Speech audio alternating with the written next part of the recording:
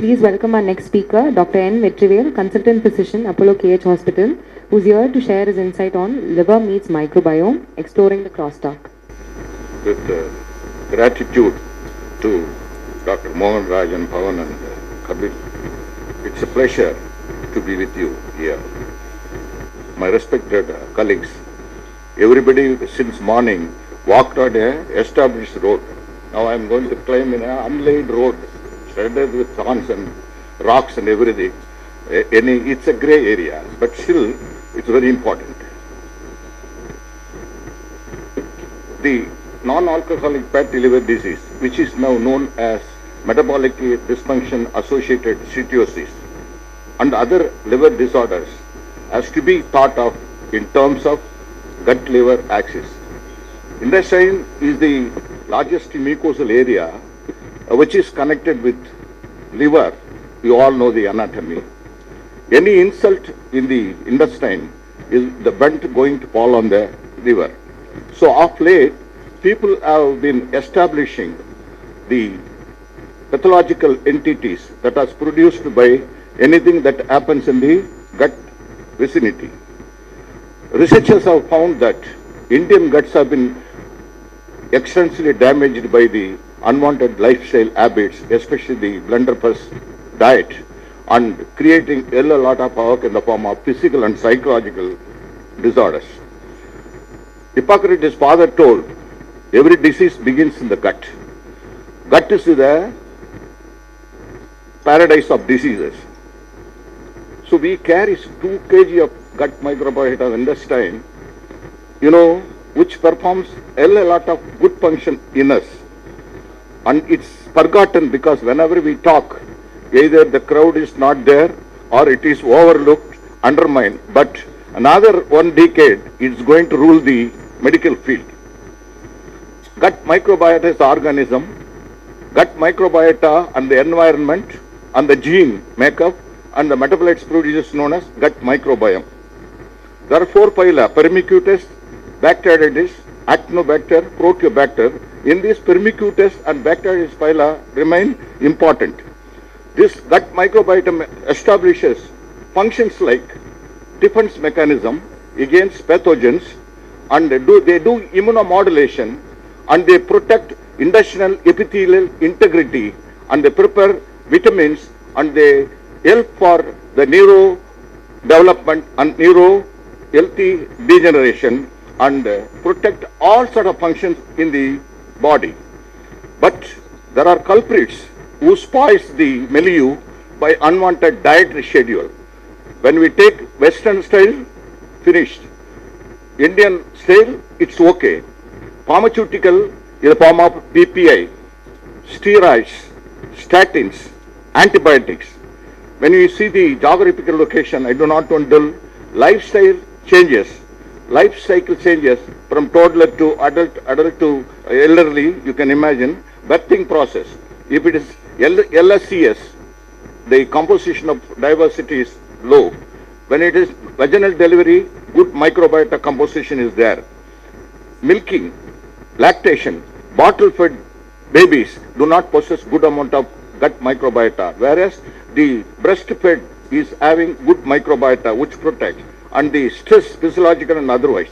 So whenever there is an imbalance between normal common salts and the pathogens, if it is disturbed because of reduction of common salts or the development of more amount of pathogens or combination of two, produces what we call it as dysbiosis, gut dysbiosis.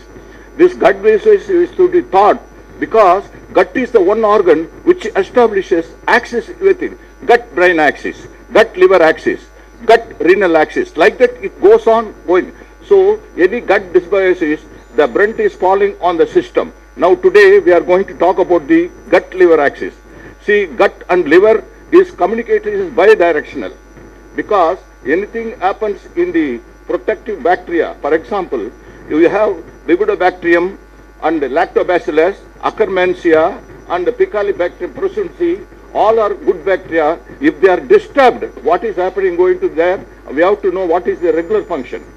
The regular function is that it imparts important biochemical mechanisms like See, whenever you take this important bacteria, when you consume plant carbohydrates, plant proteins, stenols, phytochemicals, they are not digested by regular enzymes. These plant carbohydrates, complex carbohydrates, to be digested by this microbacteria and produces what we call it as short chain fatty acids. Butyric, acetic acid and propionic acid. Butyric acid is the number one savior of our life. How? Butyric acid acts on the L cell of the intestine, produces GLP-1, polypeptide WY and other hormones. This GLP-1 is going to perform the following function, which on the other side is disturbed. Number one, they produce some transcription factors, expression of the protein receptors 41 and 42, avoiding the fat accumulation in the liver.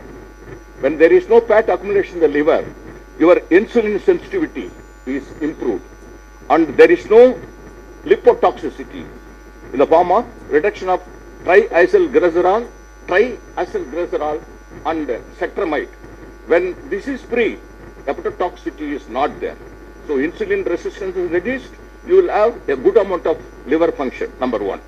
Number two, when there is imbalance between commensal and pathogen, if the pathogen in the form of gram-negative bacteria develops, the gram-negative bacteria wall is containing what we call it as lipopolysaccharide, endotoxin.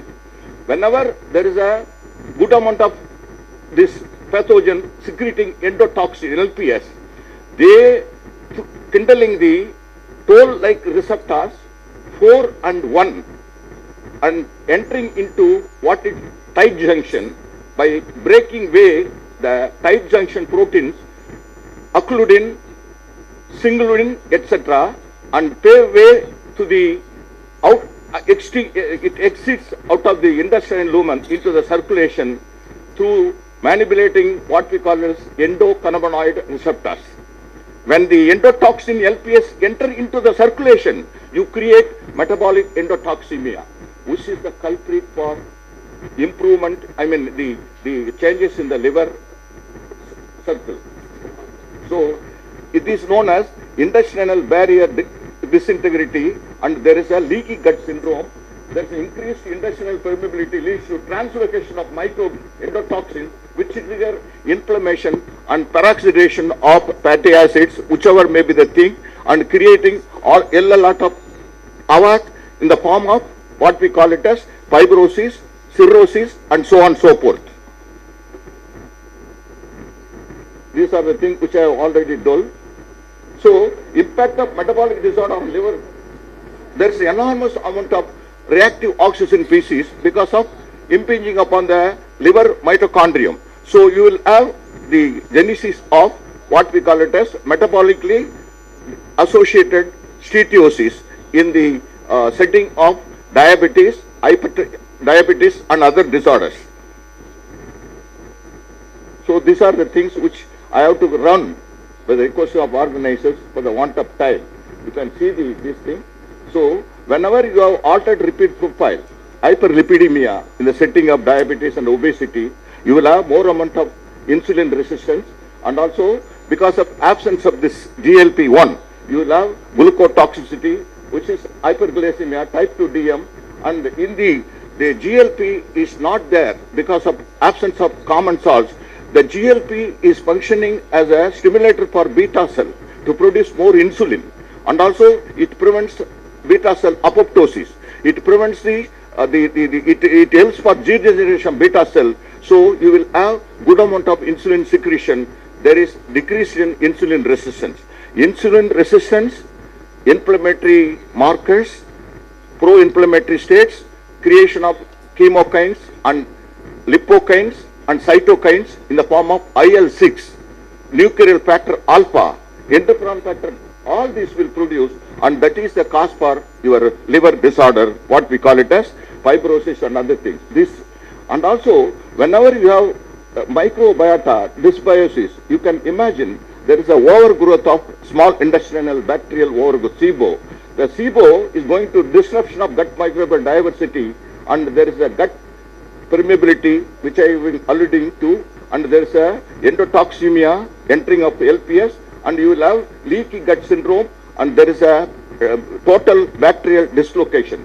All this will give liver injury. They create this what we call it as mass LD, and then the fibrosis and cirrhosis and so on and so forth, and hepatocellular carcinoma. That is why I told you we are walking on a road which is not laid properly. So what we have to do?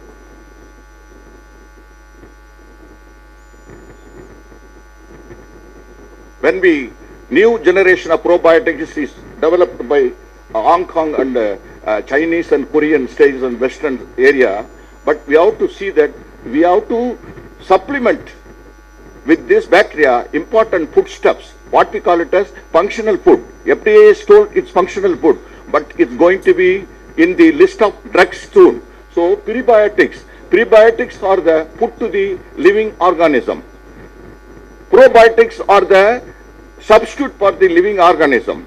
When you combine the prebiotic with probiotics, it is known as symbiotics. I want to tell you some naturally occurring probiotics. You know the kefir, which is fermented this thing. Sauerkraut, kombucha, it's a tea which is sold in Ajman, you can imagine. Coconut kefir, natto, and yogurt you all know. Kava, raw cheese, apple cider vinegar, and you know kombucha and miso served in our star hotels. All these are available, which are having some amount of bacteria which are friendly with the living bacteria. And I told you these are the prebiotics, food too. See, onion, garlic, apple. You can imagine the sweet, sweet sakravalli karangu. You can imagine all these veggies and vegetables and fruits coverings. All are very important prebiotics. When you take these natural prebiotics, you will be mitigating a lot of havoc. Especially, you can give protection. You know, one of the when I combine prebiotic with post probiotics, it's a symbiotic added with oligosaccharides. There is a galacto-oligosaccharide, procto-oligosaccharide with some amount of inulin with the regular pre and probiotics. We call it as symbiotic. Symbiotic is going to rule the world because they are developing new generative symbiotics.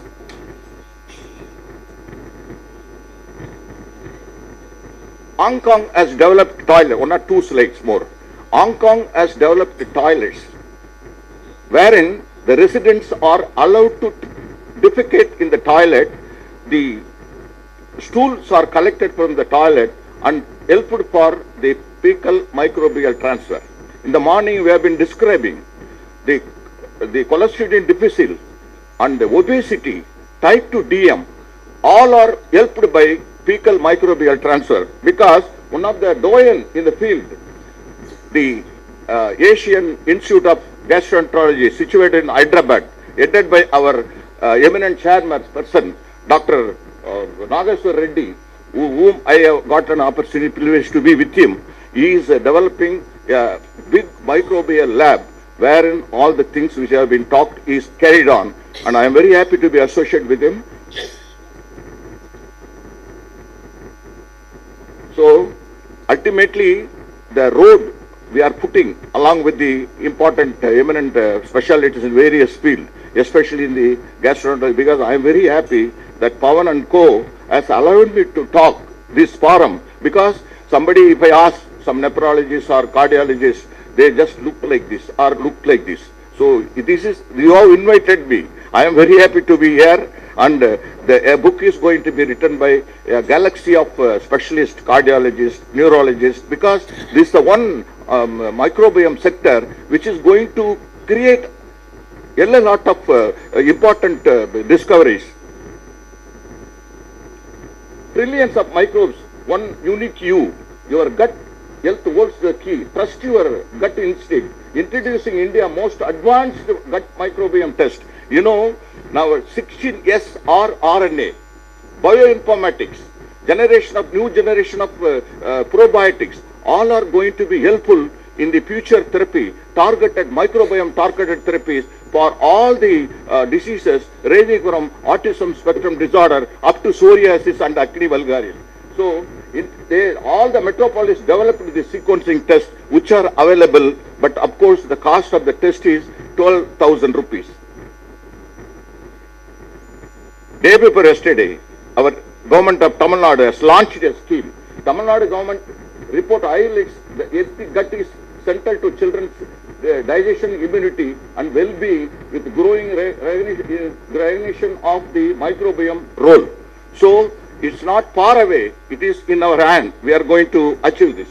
So, we are going to justify the father's statement. What he has told, food is the medicine. Because he said, digestive tract is the one which has to be kept healthy. That is why he said, let food be the medicine, medicine be thy food. So in the summary, trillions of microorganisms in human health, important regulators and health disruptions of gut microbial communities can cause a disease. The gut-liver immune system have a symbiotic relationship with these microorganisms. Environmental factors, high-fat diet, alcohol consumption can disrupt alter microbial communities. This dysbiosis is going to create dysfunctional intestinal barrier, translocation of microbial components to the liver and development of progress of liver disease. Changes in metabolites produced by gut microorganism can also contribute to the liver disease. In this talk, we have discussed the importance of gut microbiota in maintenance of health and alteration of microbial mediators that contribute to liver disease. Because a healthy liver is there because I have omitted so many mechanisms like TMA, trimethyl alamine nitrous oxide, which is from meat, from betaine, carnitine, etc. In the liver, unhealthy liver where gut dysbiosis is there, the TMAO is going to be there because of flavin monooxygenase in the liver. Not only that, the leaky syndrome is going to be exaggerated because of the disruption of microbial community, unwanted alcohol intake. Thank you very much. I have rushed my slides, so there were omissions will be there. Whenever we have more time, we'll discuss, or anybody interested to discuss with me on this subject, you are welcome. Thank you very much. Thank you, Dr. Naina Vetrivel. Sir is very passionate about gut microbiome, and I think it came across very well during the talk. He covered extensively on liver disease and gut microbiome. So I have a question for you. Yeah. Sir, do you have any experience of using probiotics and prebiotics for people with fatty liver? Very good. For the past, whenever I got this intuition of association with microbiology, with so many seniors and foreign, because happened to be an international society member of microbiota, which is situated in Venice. I have started using this in all diseases. Formerly it was only useful in diarrhea, either infantile, travelers or antibiotic induced. But nowadays it is used for anything. Likewise, I have seen, when I advised good diet in the form of garlic, onion, curry leaves, all fibers. So they have witnessed grade 2 to grade 1 from the ultrasound. So whether I do not know whether the healthy diet they are taking or the co-prescription of some anti-lipid medicines like your saroglitazole or etc. But there are certain occasions when they have written to grade 1, we are maintaining with probiotic, because I have to tell the name of the probiotic which is mentioned in the literature, VSL3, which contains 8 strains. That is useful, but only thing it is costlier. But nowadays the similar preparation is coming for our knowledge. We are introducing 8 strains, what we call it as gut beauty, which is sold for, gut beauty means gut butyric acid. So gut beauty, which is going to be sold for 20 rupees to the patient. So there is good amount of experience-based medicine is there. Even though the robust trial, but please our knowledge, there were about 99,000 papers written on the gut microbiota and systemic disorders in a period of 1995 to 2024.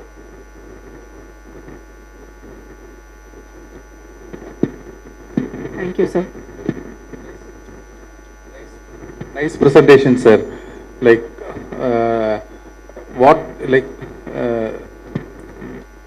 there is some alien in your gut which controls everything. That's what sir is trying to tell. Some alien in your intestine trying to control everything. From the birth and what type of the bacteria you are harboring, from whether it's LSCS or normal vaginal delivery, which place you are growing, and what food from childhood you are taking. All these ends together, like all decides which bacteria you are going to harbor. The problem with the supplements is whatever the claiming is not there, and if you are supplement, how long it will last also is a problem, sir. Like if they take, how long the bacteria will stays there, and how long how long the patient has to stay, and they are claiming 8 billion or 10 billion or 30 billion. It is in outside laboratory situation, but it not inside the body. And all this like you are like in a newborn stage only, sir. Like everything, like maybe like other 10 to 20 years, like what you are telling may become true. Not 20 years, sir. I want to tell you, there are two major mega projects. One is human microbiome project funded by United States and European Meta-It program. So they are going to solve this within a couple of months, because this is not, whenever when you go through this literature, lot of findings are there which as rational, which as there are, it is not irrational. So even though the FDA has classified this into functional food, see those people, I have we are asking people, you are telling complex carbohydrate, especially fiber-rich food is helpful body. How? How? They say it creates fullness, it is retarding glucose absorption. Not like that. It is the mechanism of microbiota, because whenever you don't have any microbiome in your gut, there is no release of short-chain fatty acids. Butyric acid is central, whereas acetic acid and propionic acid outside this thing. So browning of, for example, in obesity sector, you have accumulation of fat in the visceral area, which is very bad fat. Trimming the fat from the muscle, it is accumulating here. So that translocation of fat is prevented by gut microbiota, number one. Number two, the accumulation of fat elsewhere, especially when we are talking about hepatic vicinity, the pre-fatty acid receptor 1 and pre-fatty acid receptor 3, they are kindled by short-chain fatty acid, butyric acid, and not to enter into the into the liver hepatocyte. So there is no fat in the hepatocyte, there is no peroxidation of fatty acid. So your cell is allowed to work properly, and there is no further beginning of your accumulation of fat or fibrosis or cirrhosis or whatever may be the thing. So experimentally people are enjoying that, but still they are waiting for some double-blind cross. They are all conducting. Human microbiome project is going to give the answer for our query. Thank you, sir. Thank you for this passionate and compelling presentation, sir.